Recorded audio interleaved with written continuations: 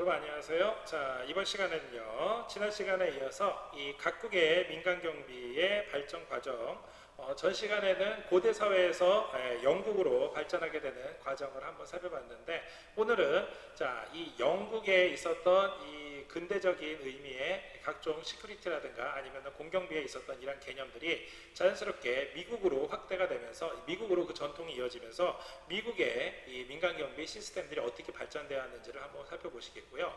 또 시기적으로 봤었을 때 바로 영국이 근대화되는 과정에서 자연스럽게 미국도 미국 독립 이후에 근대적인 현대 사회로 넘어오게 되는 게 미국 중심으로 이루어졌기 때문에 이 민간경비의 발전이 미국 중심으로 이루어졌기 때문에 이 미국의 민간경비와 관련되어 있는 발전 과정, 그리고 인근국가인 일본의 민간경비가 어떻게 발전했는지까지 같이 한번 살펴보시도록 하시겠습니다.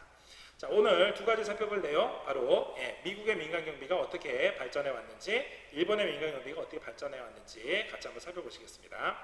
자, 먼저 미국의 민간경비, 잘 아시는 것처럼 미국은 이민자의 국가입니다. 그래서 상당수의 사람들이, 미국 물론 원주민들도 있었지만 영국을 포함한 유럽 사회에서 많이 넘어왔습니다. 유럽 본토 내에서도 다양한 사람들이 넘어왔지만 초창기 미국을 이루고 있었던 사람들은 거의 대부분 영국이나 아니면 영국의 지배에 있었던 아일랜드에서 넘어온 사람들이 많았기 때문에 이 영국에서 이주온 이 미국 초창기 이 토착민들, 이 사람들이 자연스럽게 이 미국 내에 이 사회 시스템을 구성을 하게 됐습니다. 이들은 기본적으로 영국 왕실 또는 영국에 있는 각 지역에 있었던 지방 영주들의 이 권위적인 통치 방식이 싫고 또 종교적인 다양한 이유 등등등으로 해가지고서는 미국으로 넘어왔기 때문에 중앙 집권화되어 있는 이 시스템을 굉장히 부정했습니다. 그래서 자연스럽게 각 지역에 있는 자치권을 확보하고 개인의 자유라든가 아니면은 이 개인이 가지고 있는 권한들을 굉장히 중요시하게 되다 보니까 자연스럽게 중앙 집권화되어 있는 시스템이 아니라 지방 분권화되어 있는 통치 방식을 선호하게 됐습니다. 결국 지방 분권화되어 있다는 것은 마치 우리가 이 근대 국가의 개념으로서 이 근대 경찰제도가 중앙 집권화되어 있는 경찰제도로 확립되기 이전에 각 지역에서 그 주민들이 주민 자치적으로 발전했었던 시스템, 그 지역 내에서의 치안 책임자를 스스로 선출을 해서 그 사람이 그 지역에서의 치안 시스템을 책임지게 하는 이러한 자치경비 조직으로 발전을 하게 됐습니다. 대표적인 여러분들 잘 아시는 것처럼 보안관 제도 같은 게 유사한 거죠.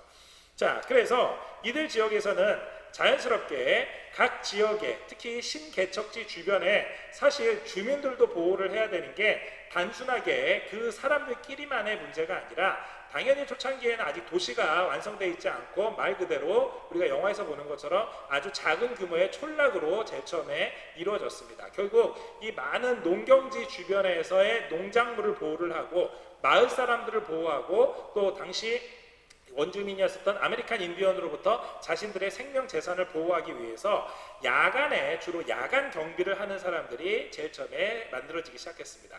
그랬다가 도시의 개념들이 동부 지역부터 점점 이루어지기 시작했고, 물론 이 시기에도 미 중부나 서부 지역에서는 아직도 미개척지로 많이 남아 있었습니다. 그래서 도시 지역을 중심으로 해서 보스턴이라든가 뉴욕이라든가 필라델피아라든가 이러한 대도시를 중심으로 해서 야간뿐만이 아니라 주간에도 이 치안을 담당할 수 있는 사람들, 이 사람들을 자연스럽게 조직화시키고 필요한다 그러면 여기에 사람을 선발을 해가지고 거기에 보수를 지급하는 형태로 발전하기 시작했죠. 이게 어떻게 보면은 이 영국에서 여러분들 잘 아시는 것처럼, 그렇죠, 근대적으로 보스트리트 러너를 고용을 해가지고서는 활용을 한다라든가, 또 각 지역에 있었던 이 각각의 이 민간 차원에서 있었던 시큐리티 조직이 중앙에 있는 시큐리티 조직으로 이 공경비로 흡수가 되는 것, 이것과 마찬가지로 각 지역의 지방자치 조직에 있었던 자경단원들, 이러한 형태들이 바로 미국 최초의 현대적인 경찰 조직으로 19세기 중반에 신설이 되고 통합이 되게 됩니다. 자, 그러다 보니까 자연스럽게 기존에 있었던, 즉 영국의 영향으로서 있었던 각 지역에 있었던 보안관, 셰리프들, 그리고 이 컴피던스라는 이 각 지역에 있었던 치안관들, 그리고 해당 캠퍼스면 캠퍼스 내에서 시큐리티를 담당하고 있는 사람, 쇼핑몰이면 쇼핑몰, 스트리트면 스트리트, 또 각 지역의 항만이 중심으로 많이 발전했으니까 항만에 있었던 가드, 이러한 사람들, 이러한 경비원 등등등이 자연스럽게 있었던 민간 조직들이 중앙에서 잘 통제할 수 있는 조직으로 발전을 하게 되는 거죠.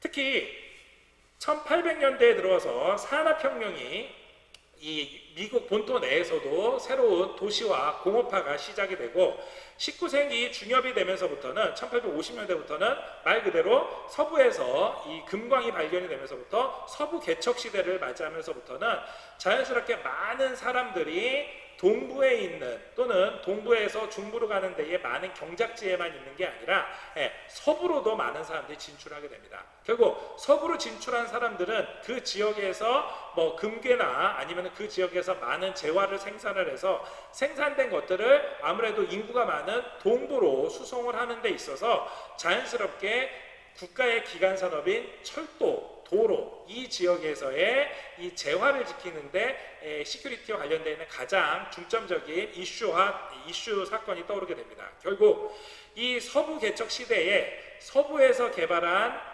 각종 자원들, 뭐 금괴를 포함한 다양한 재화들을 동부로 옮길 수 있는 철도 교통이 가설이 되면서부터 이 철도 경비가 민간 경비 내에서 아주 중요한 핵심 이슈로 획기적인 발전 계기가 되게 됩니다. 결국 이 지역의 철도 회사를 운영하고 있었던 사람들은 자연스럽게 각종 열차 강도라든가 이 아메리칸 인디언들로부터 이 각종 금괴를 또 각종 뭐 이렇게 무기라든가 이런 것들을 지키기 위해서 당연히 철도 경비와 필요한 철도 경비원들을 선발을 했겠고요. 이 동서철도를 지키기 위해서 자체 경비 조직을 만들었었던 게 일종의 이 사람들한테도 법 집행을 할 수 있는 이 경찰 권한을 부여하게 되는 상황까지로 발전하게 된 겁니다. 이랬던 게 이제 19세기에서 20세기로 넘어오면서부터는 기존에는 이 자본주의의 폐해들이 뭐 사람들이 인식은 하고 있었어도 사회 문제로까지는 생각하지 못했지만 점점 자본주의의 문제점들이 사회 문제로 발전하게 됐고 이 사회 문제를 인식하게 된 많은 사람들이 각종 사회주의 운동이라든가 아나키스트 무정부 운동이라든가 이런 것들이 발전하게 되면서 이 시큐리티 입장에서는 사실 이 고용주인 이 회사, 기업 내지는 공장 여기에 있는 이 기본적인 자본가들의 자산을 지키는 이 역할을 하게 되고 당연히 거기에 고용돼 있었던 노동자들이라든가 일반 시민들 입장에서는 이 시큐리티 요원들이 즉 시큐리티를 담당하고 있는 사람들이 회사에 고용돼서 아니면은 이 자본에 고용이 돼서 자기들하고 적대시하게 되는 이러한 분화 현상이 일어나게 됩니다.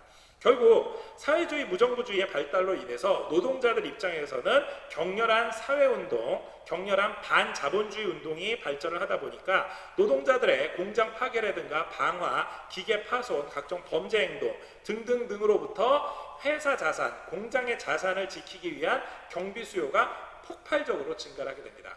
결국 미국 사회는 19세기에 넘어오면서부터 가장 큰 두 가지 이슈. 첫 번째, 동서철도의 이 시큐리티를 담당해야 하게 되는 조직들이 급속하게 확산되는 것. 또 동부 내에서는 각종 산업 자본들을 지키기 위해서 많은 민간경비 고용원들이 필요하게 되면서부터 이 노동자 운동 시대에는 민간경비 산업이 발전할 수 있을 이러한 사회적인 배경과 당시 큰 계기가 마련이 됐습니다.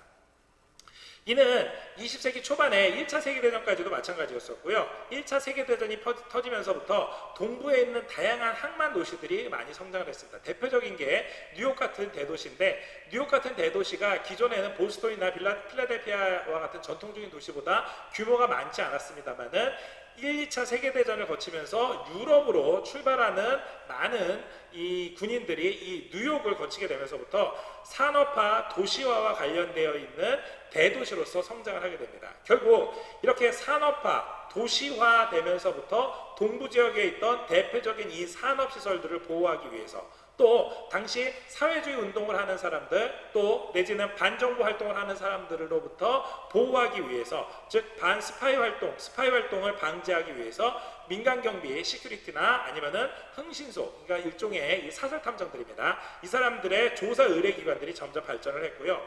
이는 1차 세계대전이 끝나고 난 다음에 대공황 시기에도 마찬가지였습니다. 대공황 시기에도 갑자기 경제 시스템이 불황을 겪게 되고 많은 실업자들이 생기게 되다 보니까 자연스럽게 기존에 있는 자산을 지키기 위한 자본가 내지는 기존에 있었던 이 산업 자본들이 자연스럽게 자신들의 자산과 건물과 빌딩을 지키기 위해서 많은 경비원들을 고용하게 됐습니다.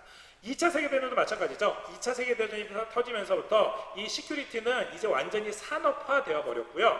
군사시설 내지는 산업시설을 보호하기 위해서 경찰력으로 모두 다 담당할 수 없을 정도로 많은 이 공장들이 돌아가기 시작하고, 이 많은 공장들에서 결국 뭘 생산했겠어요?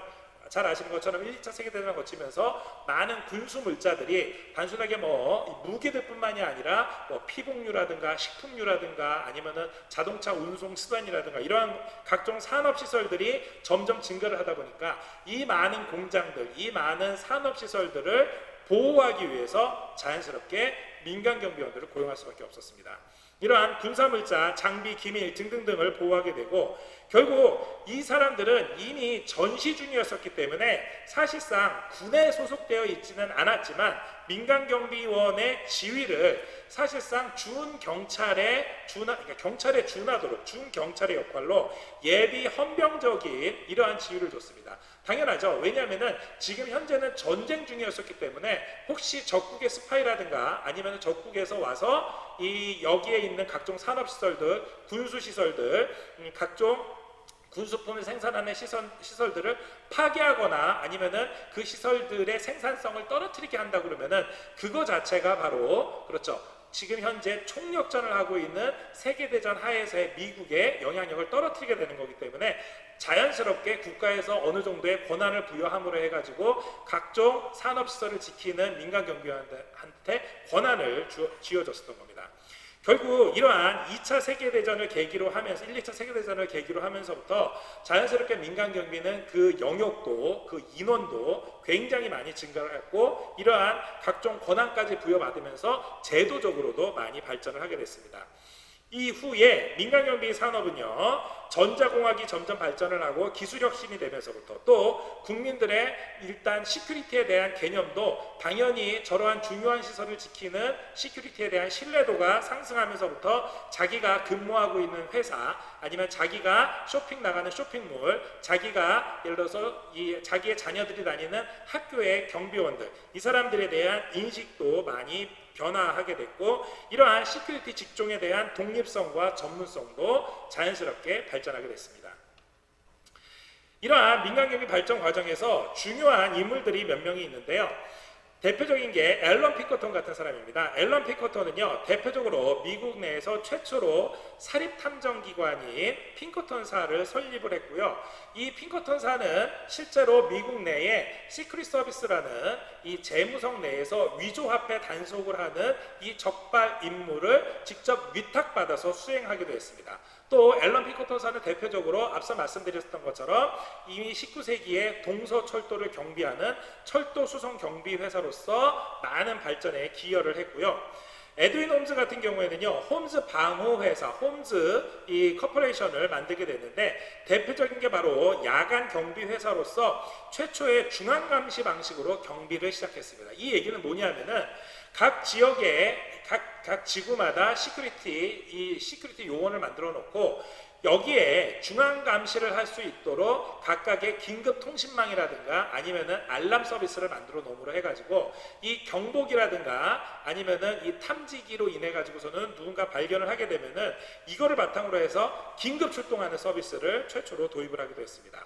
그 외에 워싱턴 페리스브링 같은 경우에는 트럭 수송 회사를 만들어서 여기에 사실상 군용에서 쓸 수 있을 정도의 방탄 장갑차 등을 활용을 해서 현금이라든가 귀금속 등을 운반하는 등 오늘날의 수송 경비의 대표적인 근간을 이루기도 했습니다.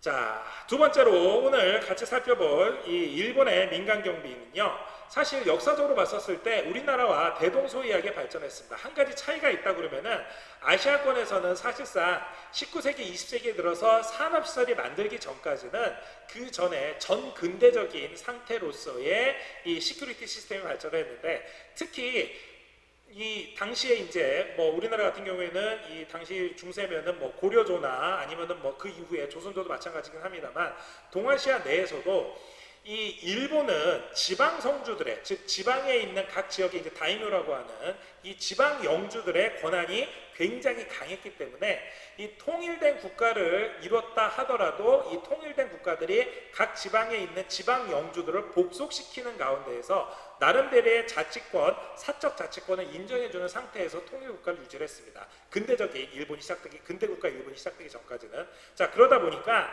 이미 11세기 말서부터 12세기 초에 각 지역의 막강한 각 지역의 성주들, 이 다이묘들이 자신들만의 세력을 유지를 하고 결국 지방 영주들을 통제하기 위해 가지고 숙직, 경위, 자벽 등등등의 봉사를 일종의 맡기게 됐습니다.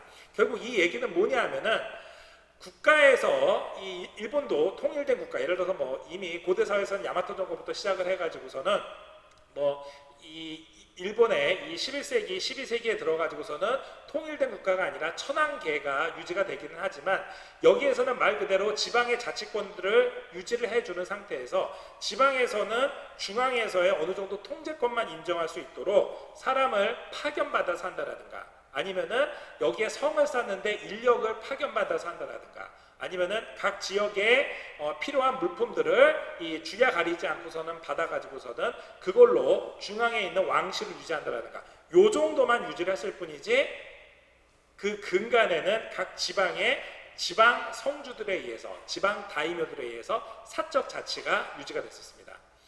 결국 각 지역의 사적 자치들이 유지가 되다가 여러분들 잘 아시는 것처럼 이 도요토미 히데요시 시대에 일본이 통일왕국을 이루게 되고 이 통일왕국이 이루게 난 다음서부터는 이 근대적인 이 개념으로서 막부 시대가 이루어지게 됐는데 이 도쿠가와 막부 시대에는 실제로 정치는 도쿠가와 막부 시대에 오늘날의 동경인 이 에도 막부를 중심으로 해서 운영을 하되 왕실만 교토에 유지를 한 상태에서 나중에 교토에 있는 왕실까지도 에도로 추구해는 옮기게 됐는데 이 막부 시대에는 장병위라고 해가지고 각 지역에서 이 경비를 담당하는 전문 업자들이 생겨나게 됩니다. 자, 이 사람들이 하는 역할은 바로 각 지역에서의 노동자들을 모아서 이 모은 노동자들을 가지고 중앙에 옮길 필요한 이 각종 세금이라든가 군량이라든가 아니면은 각종 이 공납품이라든가 이런 것들을 경비하는 경비 역할을 하게 했습니다. 결국 이 경비 역할은 이건 혹시 중앙에서 고용한 게 아닌가라고 생각할 수 있지만 그게 아니라 중앙은 말 그대로 각 지역에서 각 지방 성주들이 보내온 물품들과 노동력들을 제공받을 뿐이고 그거를 직접 운송하는 데 필요한 안전은 바로 이 장병위들이 담당을 하고 있기 때문에 이 장병위들은 앞서 말씀드린 것처럼 각 지방 영주들이 즉 물건을 보내주는 사람들이 고용하게 되는 전문 업자들이 생겨나는 거죠. 이게 만약에 오늘날처럼 회사의 형태로 구성이 되어 있다고 그러면요 누구겠어요? 호송경비 인력들입니다. 호송경비 회사고요. 아무튼 이러한 전문적인 이 노동자를 공급하거나 경비 업무를 실시하는 조직들이 만들어지기 시작을 했고요. 이 에도 막부, 도쿠가 막부 이후에는 전문적인 직업 경비원들이 만들어져서 이제는 호송이 아니라 각 지역에 있는 대저택이나 아니면 자기네들이 가지고 있는 창고 이런 것들을 지키는 마치 우리가 중세에서 근대로 넘어오면서 영국의 중요한 상업지구라든가 영국의 중요한 안전이 필요한 지역에서는 뭐 항만이라든가 이런 데서는 필요한 인력들을 전문 경비원들을 선발을 해가지고 이 사람들을 활용했었던 것처럼 경비 업무 범위를 넓혀서 호송경비뿐만이 아니라 저택경비라든가 물품, 귀중품 운반 등을 담당하는 직업경비원들을 고용해서 활용하기도 했습니다. 이러던 것이 이제 여러분들 잘 아시는 것처럼 2차 세계대전 이후에 이제 군국주의 체제가 끝나고 현대적인 의미의 전문적인 경비업체가 출현하기 시작했습니다. 대표적으로 1962년에 일본 경비보장 주식회사가 만들어졌는데 이 일본 경비보장 주식회사가 여러분들도 알고 있는 세콤이라는 회사입니다. 이 경비보장 주식회사는 이 이후에 2년 뒤에 있었던 이 동경올림픽을 계기로 해서 민간경비의 활약과 각종 이 역할들을 담당함으로 해서 아주 높은 평가를 받았고요. 이어서 1970년에 오사카 만국박람회에서도 대회장에 대한 시설관리라든가 관람객에 대한 안전, 질서 유지 이런 것들도 민간경비에서 많은 역할을 담당함으로 해서 이러한 일본의 민간경비가 양적, 질적으로 성장하는 것을 확인할 수가 있었습니다. 더 나아가서 72년도에는 일본 내에서 경비업법이 제정이 됐고, 이 경비업법이 점점 이 업무 영역을 넓혀가고, 또한 각종 70년대 이후에 일본 내에서 각종 전자기술이 발전하면서 기계경비화로 급속하게 바뀌게 되는 계기가 돼서 나중에 신고제와 허가제로까지 변경을 하게 되는 계기를 마련하게 됐습니다. 이는 나중에 민간경비 자체가 더 나아가서 해외로 진출할 수 있을 계기까지 마련하게 됐는데요. 대표적인 게 1950년대, 60년대에 미국으로부터 관련되어 있는 민간경비와 관련되어 있는 제도들이 도입이 시작이 됐고요. 나중에 80년대 정도 돼서 어느 정도 민간경비가 양적 성장을 이루고 난 다음서부터는 우리나라에 진출을 해서 잘 아시는 것처럼 셀콤 같은 회사가 초창기에 한국에 정착을 하기도 했고, 그 외에 중국에까지 진출하면서 이 동아시아권 내에서는 이 일본에 있는 민간경비 업체들이 많은 이 각종 기술이라든가 각종 제도 면에서 앞서가고 있는 그러한 상황입니다. 자, 오늘 공부한 내용들을 한번 간단하게 정리를 해보겠습니다. 자, 미국은 잘 아시는 것처럼 영국의 전통이 넘어왔기 때문에 자연스럽게 자치적인 성격이 좀 강했습니다. 그래서 이 자치적인 성격을 가지고 있었던 이 사람들이 스스로를 경비하기 위해서 주간이든 야간이든 경비원 제도를 신설을 했고, 이러한 것들이 자연스럽게 각 지역 내에서의 치안을 담당하는 조직으로 발전을 했는데, 이거는 근대적인 의미의 경찰 조직으로 발전하는 계기도 됐습니다.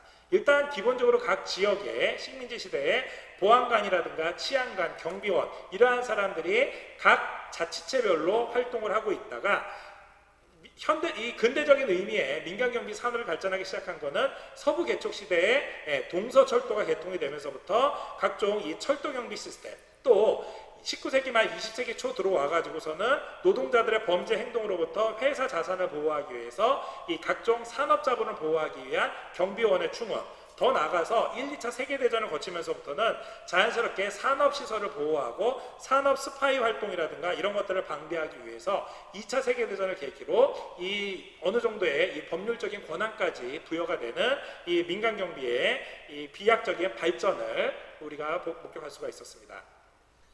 두 번째로 오늘 살펴본 일본의 민간경비는 각 지역이 지방 다이묘, 지방 성주들을 중심으로 해서 각 지역에서의 자치적인 시큐리티가 발전했었는데, 이게 도쿠가와 시대로 넘어오면서부터 수송경비를 하는, 호송경비를 하는 장병이 같은 제도, 또 더 나아가서 전문적인 경비원들이 저택이라든가 아니면은 상업시설들을 보호하는 이러한 경비 역할로 발전했습니다. 한편 군국주의 시대가 끝나고 난 다음에 2차 세계대전 이후에는요, 현대적인 의미의 세콤과 같은 회사들이 만들어졌고요. 동경올림픽이나 오사카 만국박람회라든가 또 법적으로는 경비업법의 제정 등을 통해서 민간경비가 일본 내에서도 양적 질적으로 굉장히 많이 발전을 해서 이미 1980년대 이후에는 한국과 중국까지 진출하는 걸로 확인할 수 있었습니다. 자, 오늘 여러분들이 같이 살펴본 내용들 전 시간과 마찬가지로 퀴즈로 한번 여러분들이 복습해 주시기를 부탁드리겠고요. 여러분들이 보신 것처럼 이러한 민간경비의 산업적인 발전 또 역사적인 발전 과정을 보신다 그러면은 다음 시간에 이어서 우리나라에서도 민간경비가 어떻게 발전됐는지 그 과정을 서로 비교해 볼 수 있는 그러한 좋은 기회라고 생각이 됩니다. 자, 오늘 퀴즈를 풀면서 마지막으로 오늘 수업은 이걸 마지막으로 해서 마치도록 하고요. 다음 시간에 이어서 민간경비의 발전 과정 중에서 우리나라와 그 이후의 각종 현황들에 대해서 같이 한번 살펴보도록 하겠습니다. 자, 오늘 강의 들으시냐고 수고하셨습니다. 감사합니다.